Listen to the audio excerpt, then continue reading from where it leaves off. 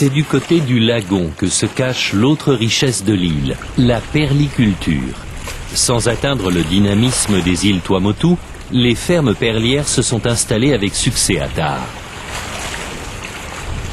On va commencer par chercher les huîtres qui ont des belles couleurs à ce niveau-là. Ça va être la première huître qui va déterminer la couleur des perles qu'on va avoir. Donc on va les entrouvrir et on peut regarder à l'intérieur avec un petit miroir de dentiste ou avec une petite spatule, comme ça, jusqu'à trouver celle qui a les belles couleurs, les couleurs qu'on cherche pour nos perles. Quand on a trouvé la belle couleur, on voit qu'il y a différentes variétés de couleurs. Ça peut aller dans les verts, ça peut être dans les cuivrés, on peut avoir des jaunes.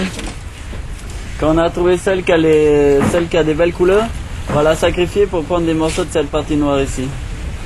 Et cette partie noire qui est toujours vivante, c'est ce qu'on appelle le manteau de l'huître. Et c'est la partie qui fabrique la naque de la coquille quand l'huître grandit.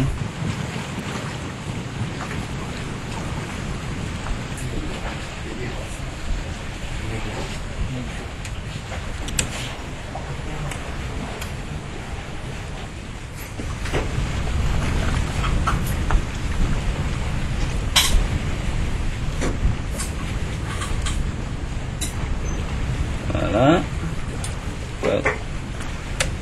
On va prendre un morceau de manteau, c'est les petits carrés qui ont été coupés à la base du manteau, la lèvre noire de l'huître. Ce qui va déterminer la couleur de la perle en fait. Tac, on le met dans la poche. Et maintenant on va choisir un nucléus. Il faut choisir un de la bonne taille par rapport à la taille de la poche. On place à l'entrée et maintenant je vais pousser le nucléus pour bien mettre en contact le nucléus et le morceau de manteau. Et voilà. C'est bien pour bien mettre en contact. On voit bien ici le nucléus qui est jaune et à côté le morceau de manteau qui est vert. Après un nouveau séjour dans le lagon, l'huître va recouvrir le nucléus de nacre pour donner une perle de la couleur voulue.